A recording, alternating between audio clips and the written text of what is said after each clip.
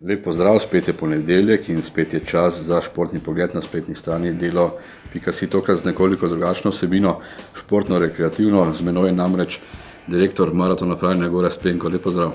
Lep pozdrav tudi v mojem imenu. Gorazd, imaš tudi veliko izkušenj iz vrhunskega športa, še vedno si selektor z največjim uspehom v zgodovini slovenskega kolesarstva, 3. mesto Andreja Hauptmana na svetovnem prvenstvu v Lizboni 2001.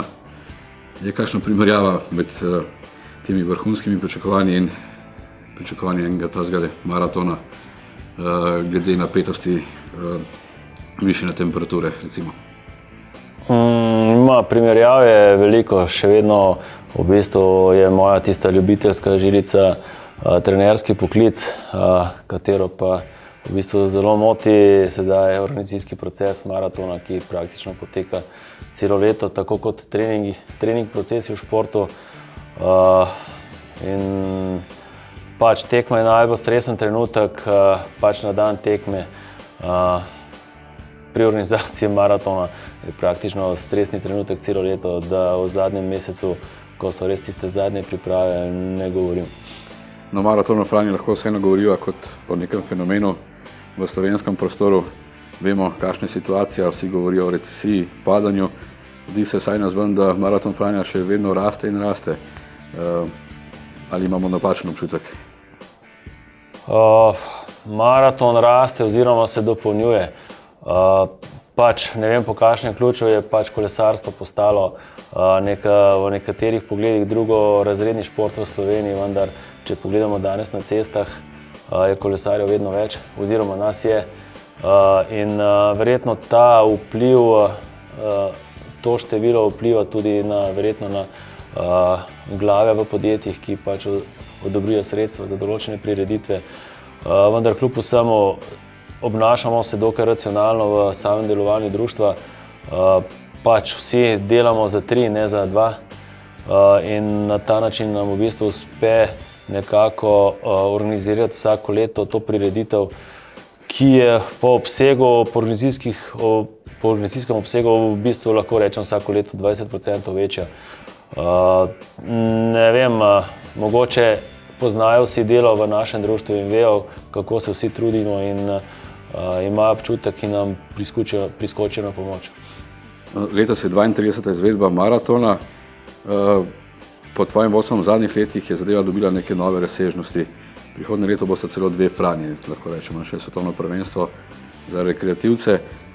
Kaj je skrajni domet te prireditve? Koliko ljudi sploh še lahko sprejmete na slovenske ceste? Pa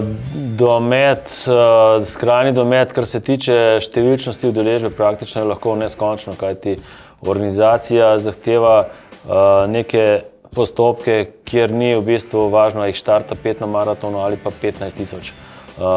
Vendar z nekaterimi prilagojenimi programi oziroma tudi koncev rečemo nekimi omejitvami ali pa zakoni, uredbami bi lahko na tem maratonu štartalo bistveno več udeležencev, kajti vemo, da je kolesarstvo v Sloveniji drugi najbolj številčni šport. Kar se pa tiče nekih mednarodnih dosegov, pa mislimo, da bo drugo leto, ko bo tudi svetovno prvenstvo za rekreativne kolesarje na tej trasi, nek maksimalen domet, ki pa ga lahko izkoristimo pozneje tudi za izredno dobro izvedbo tega svetovnega prvenstva za še kakšen večji projekt v svetovnem kolesarstvu. Na temu pustimo čas. Maraton letošnji se začenja v bistvu že v petek. Lahko pišeš, kaj se bo dogajalo čez ta konec tedna? Ja, tako kot lani bo letos ponovno intersportova vožnja na čas, ki bo hkrati tudi državno prvenstvo za vse tekmovalne kategorije in državno prvenstvo za vse rekreativne kategorije in pa hkrati tudi kvalifikacija za svetovno prvenstvo letos rekreativnih kolesarjev, ki bo v Trentu. Proga je izredno primerna za to izvedbo, tako so nam dejali tudi delegati iz Mednarodne zveze, ki so si ogledali progo že predlani v bistvu, kajti nič ni bilo pripuščeno naključjem. In ves projekt je šel že leto prej v ogled strani Mednarodne zveze, tako da so nam priporočili to progo, če jo le lahko izvedemo. V soboto bo družinski maraton, ki je postal nekako najbolj množična prireditev znotraj kolesarskega praznika, kakor se zadnje čase uporablja termin. Trenutno je že najbolj številčna prijava in vemo, da se lahko prijavijo še tik pred štartom, tako kot v šoli. In velika večina to tudi naredi, tako da pričakujemo ob lepi napovedi vremena preko 3000 kolesarjev na družinskem maratonu. V nedeljo je pa že standardni program, veliki maraton in pa mali maraton, s tem, da imamo ravno z veliko traso teh maratonov zaradi del, ki so se nenačrtoma, nepredvidoma začeli odvijati v Zbiljah, kar velike težave in moramo sedaj v zadnjem tednu najti 28 novih ljudi, ki bodo stali na križiščih, na določenih ulicah, pred določenimi hišami, da ne bo prišlo do nekih nepredvidenih srečanj z vozili in seveda tudi 6 dodatnih policistov. Vemo, da policija že tako nima veliko ljudi in to nam v vseh elaboratih, nekih zakonskih dejstvih uprizarja v bistvu ali pa dela čisto enostavno zelo velike težave v zadnjem tednu. No, ampak dobri organizatorji se ponavadi že nekaj naprej pohvalijo, da bi lahko že jutri zadeva bila speljana. Kako je pri vas? Je to edina težava še s temi obvozi? Ja, je težava, vendar vse mora biti v nekih zakonskih aktih dovoljenih in to je problem. Birokracija je v končni fazi velik problem in pa seveda obveščanje javnosti. Tako bom rekel, danes smo zadnji teden smo v podjetju s 1600 zaposlenimi, smo pa 3 profesionalci v klubu, in potem si lahko predstavljate, kako ta zadeva poteka, ko si odvisen v bistvu od 1597 volonterjev. No, zaenkrat vam je zelo dobro uspevalo. Kaj meniš, koliko bo vse skupaj ljudi na tem kolesarskem prazniku ta konec tedna? Ja, res je, lahko pohvalimo vse sodelujoče do sedaj, policije, delavce policije, praktično delavce cestnih podjetij, vse gasilska društva, motoristi, v bistvu vse, ki na kakršenkoli način sodelujejo pri izvedbi te prireditve. Ne vem, trenutno je prijavljenih preko 5000 udeležencev. Vemo, da je letošnje vreme izredno neugodno za vse napovedi, kajti praktično že samo ekipe imajo po 1000–1500 km manj prevožnih kilometrov, kot so imeli lani v tem času. Tako da verjetno velika večina čaka tudi še zelo dobro vremensko napoved in če se bo ta udejanjila, bo v bistvu na štartu sigurno preko 7000 udeležencev. Pa se nekako vrniva k tvojemu staremu poslu, trenerskemu. Kaj svetuješ ljudem, ki se bodo odločili za Franjo? Mogoče nekateri še razmišljajo, ali bi šli na malo, na veliko. Koliko kilometrov moraš imeti v nogah, recimo za 156 km preizkušnjo, koliko za 97 km? Ja, v bistvu je to zelo široko vprašanje, odvisno jasno od starosti, odvisno od prevoženih kilometrov, odvisno tudi od treniranosti določenega posameznika. Sedaj tisti bolj trenirani, ki niso spali preko zime, imajo dovolj 800 do 1000 km za veliko traso in pa jasno, če so predvsem mlajša generacija, nekoliko starejše generacije rabijo seveda več. Tisti, ki imajo manj kilometrov, jim pa ne svetujem, da grejo na veliko traso, kajti na koncu kljub vsemu vemo, da po 90–100 km postanejo, ko zmanjka glikogena, noge utrujene in takrat se lahko začnejo pri posameznikih velike težave, krči, popolna oslabelost, tudi totalna dehidracija, če niso preveč natrenirani in pozabijo, da morajo se ustaviti na okrepčevalnicah in piti.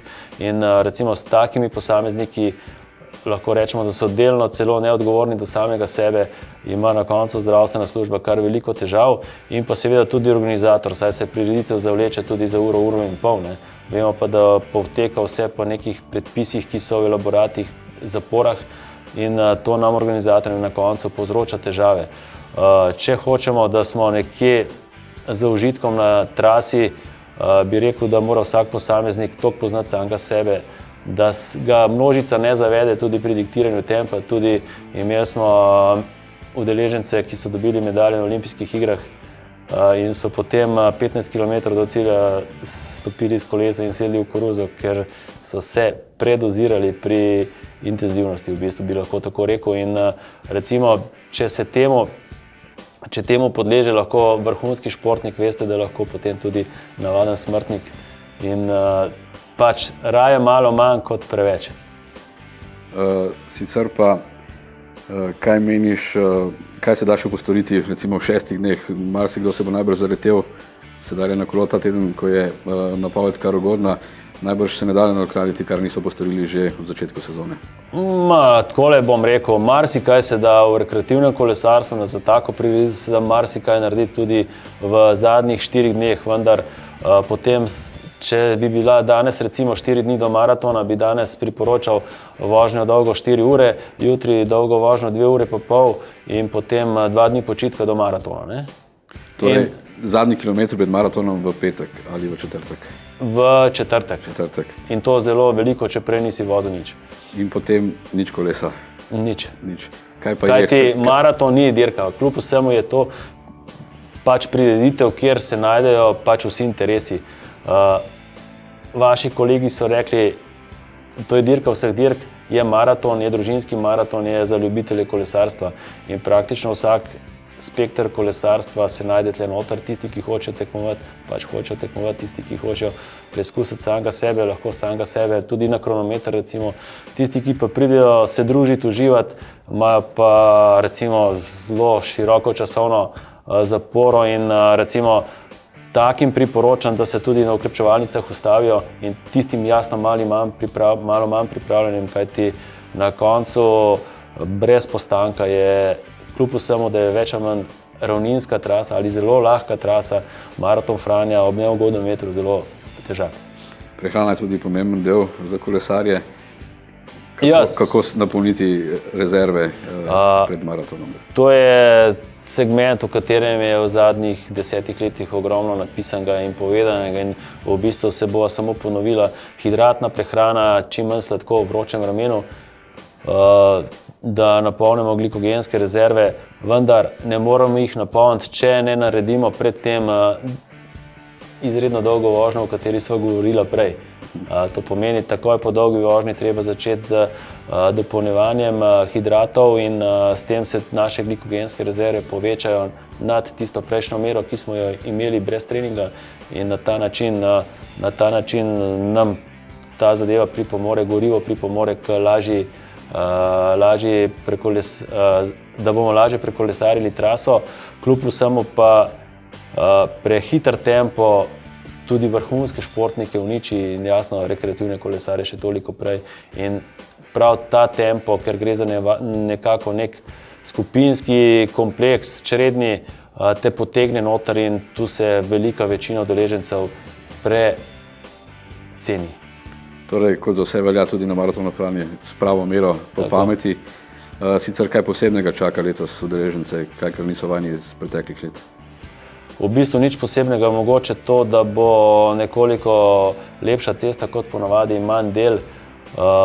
Drugače pa za vse posebnosti, ki so na cesti, za vse okrepčevalnice, za vse tehnična mesta so pač oznake po celotni trasi. Tako da bi rekel z udeležencem naj upoštevajo navodila redarjev, policistov, ki so na cesti in pa signalizacije prometne in pa seveda naše, ki jo postavimo kot organizator. Torej, Gora, srečno pri vodenju maratona in vsem udeležencem srečno pri vožnji in vse, kar se bo dogajalo na maratonu Franja, si lahko preberete tudi v torek v posebni prilogi Dela.